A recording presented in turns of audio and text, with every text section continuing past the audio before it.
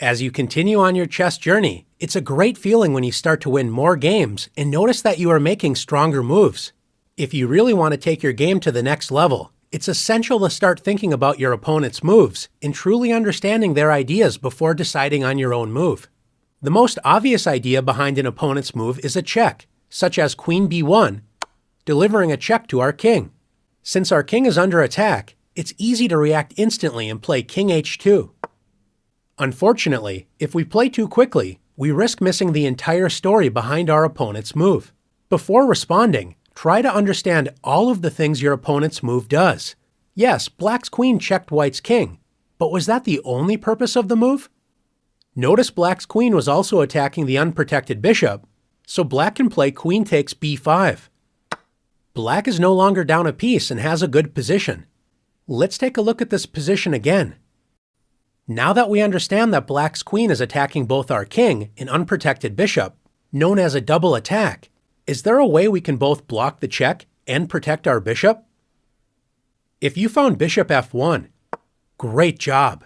We block the check and protect our bishop at the same time, so White is up a piece and enjoys a great position. Now let's take our game to the next level and start to think seriously about our opponent's moves and ideas in the following examples. In this position, after Black plays knight b4, instead of immediately focusing on what we should do, let's make sure we understand the point behind Black's last move. When a knight begins to jump, we want to carefully consider where it may land. Knight takes a2 looks pointless because we can simply capture it with our rook. Where else is the knight attacking? That's right, the pawn on c2. Notice that Black's bishop on f5 is also attacking that pawn. A common mistake is to understand that our pawn is under attack and then decide to move it with c3, attacking Black's knight and moving the pawn to safety. How could this be a mistake? Unfortunately, the knight wasn't just attacking the pawn, it was also attacking the c2 square. So Black can play knight c2 check, forking White's king and rook on a1. White should make the best out of a bad situation and move the king, because if White plays queen takes c2, Black wins a queen for a knight with bishop takes c2. Let's take a second look at this position and try to find a better option for White. Since Black has two pieces attacking the c2 square, and we only have one defender, the queen, what should we do about this threat? If we play e4, trying to block the Black bishop's diagonal, Black will simply capture the pawn with the bishop, and we still have to solve our main problem, the weak c2 square. Feel free to pause the video if you'd like more time to think about the position. If you found the defensive resource knight a3, great job! We don't usually like moving our knight to the edge of the board where it controls fewer squares, but this inconvenience is easier to accept than losing a serious amount of material. Now that c2 is properly protected, we're ready to kick the knight out of our territory with c3. And if Black plays knight takes c2 check, as long as we capture with our least valuable defender first with knight takes c2, bishop takes c2, and queen takes c2, after all of the trades, White is up an extra bishop for a pawn, so Black should have spent more time thinking about the consequences of our knight a3 move before capturing the c2 pawn. Let's continue to work on understanding the ideas behind our opponent's moves. In this position, White decides to play queen f6. Take a moment to understand all of the ideas behind White's last move. You may notice Black's rook on d8 is under attack.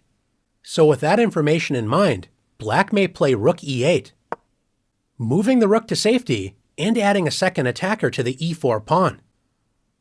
Before deciding on our move, don't forget to ask, what are all of the ideas behind my opponent's last move? It is true that White's queen attacks 3 pawns, but none of these moves look very good. Remember to always look for checks and captures. In this case, White can win the game immediately with queen g7. Checkmate.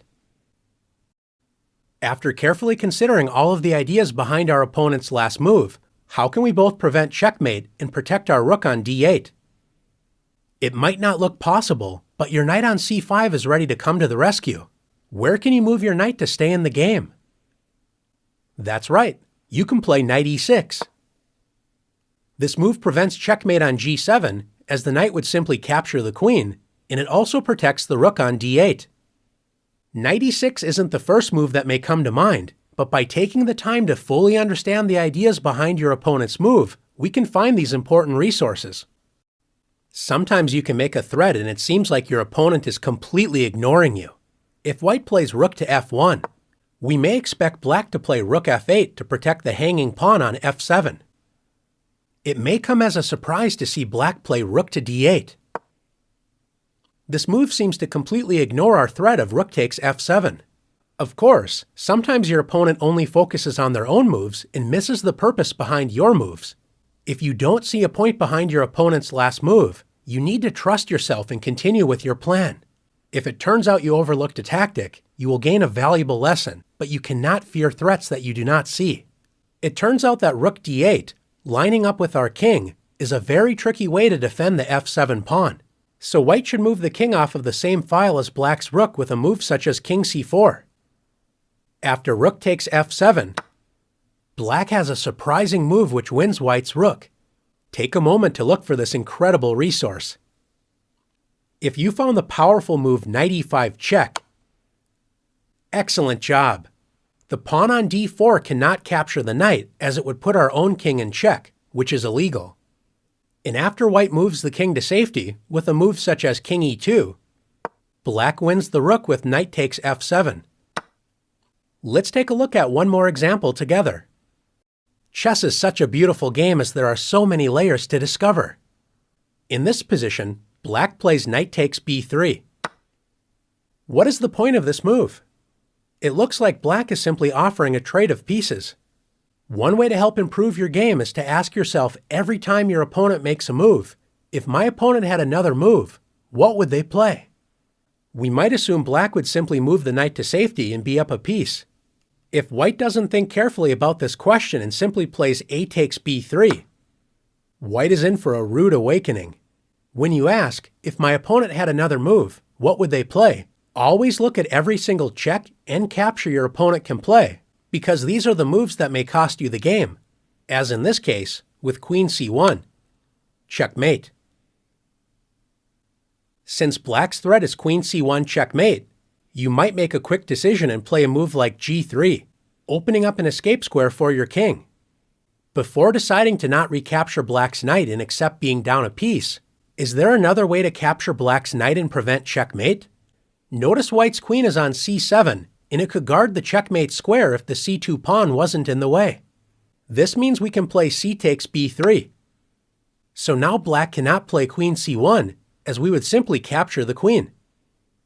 You've done an excellent job working through one of the most important skills to develop, always looking out for your opponent's moves and making sure you understand the ideas hidden behind them. Now let's stay alert and remain one step ahead of our opponent's moves and the challenges.